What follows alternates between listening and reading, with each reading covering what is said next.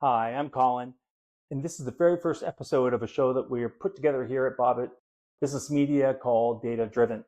And I've given a lot of thought about to data and how it's impacted my career over the years. Going back 35 years, I was working in a marketing agency, and data back then was a topic that was used really around just print circulation and demographics.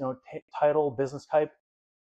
It was really wasn't something we dug into very deep, other than just the surfacey audits that were done by some of the association trade presses out there when you were marketing.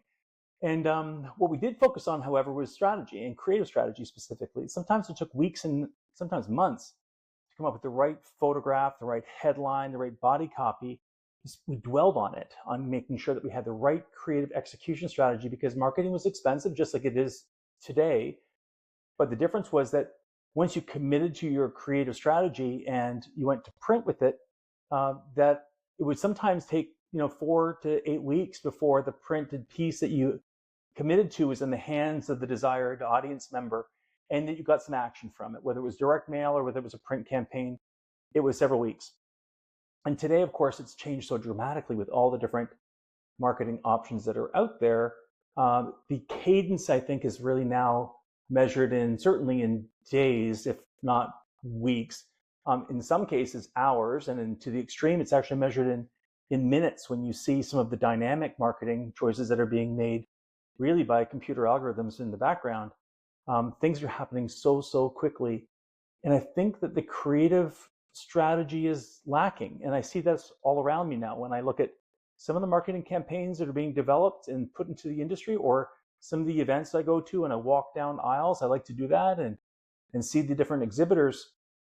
But oh my gosh, the content, the headlines, the banner ads are putting out there, it doesn't speak to what makes a business unique. It's just platitudes like we use AI or something like that. It's really not very exciting at all. In fact, to the point where you just walk by. You only have 3 to 5 seconds to catch, if you have 5 seconds to catch my attention. I'm walking a trade show, or if I'm looking at a magazine, you would literally have 1 to 2 seconds as you're leafing from one page to the next. So whatever your image is in your headline, it's got to catch my attention.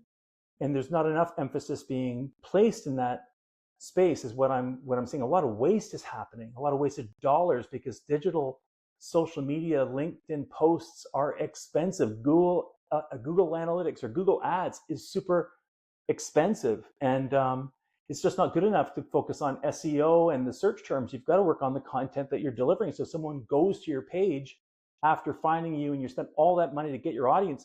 They land on your website. If your website doesn't tell the story, they're going to leave you right away, and that was a complete waste of investment.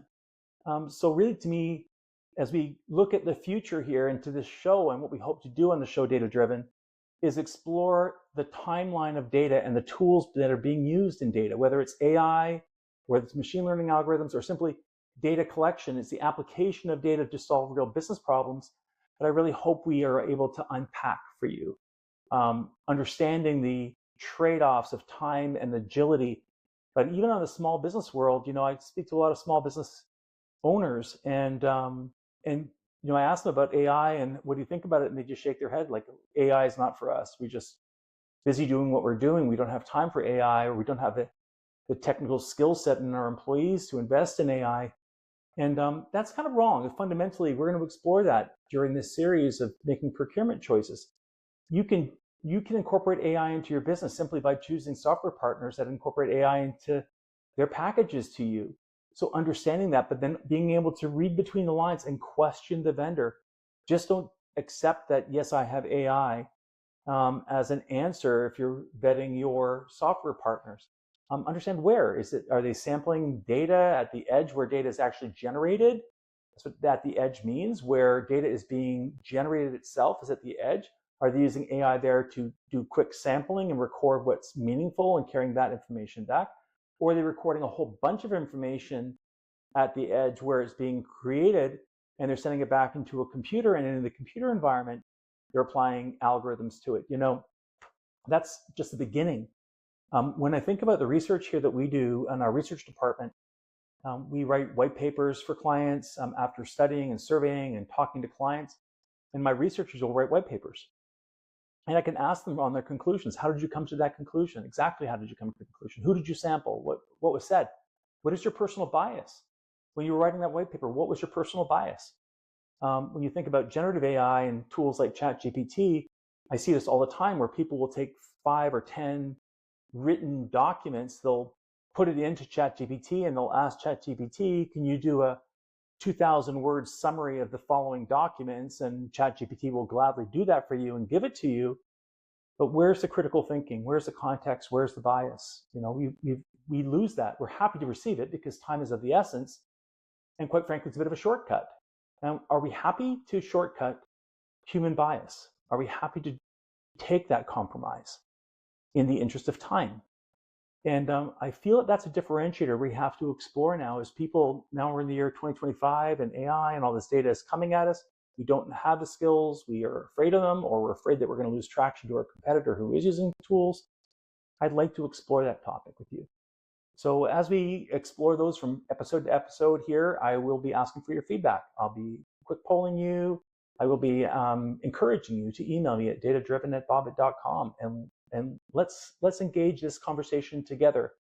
It's too important for us to make some assumptions about our future and to be smart about how we are investing in data and how we're also investing in people and where our people skills are very much desired and very much needed for the future. And that's really what I hope to explore. So I look forward to chatting with you more on a week-to-week basis, and I'll see you next week. One thing for sure, I'm going to enjoy the journey, and I hope you do too, and that you participate with me, and I meet you soon on the road. Thank you very much, and I chat again next week.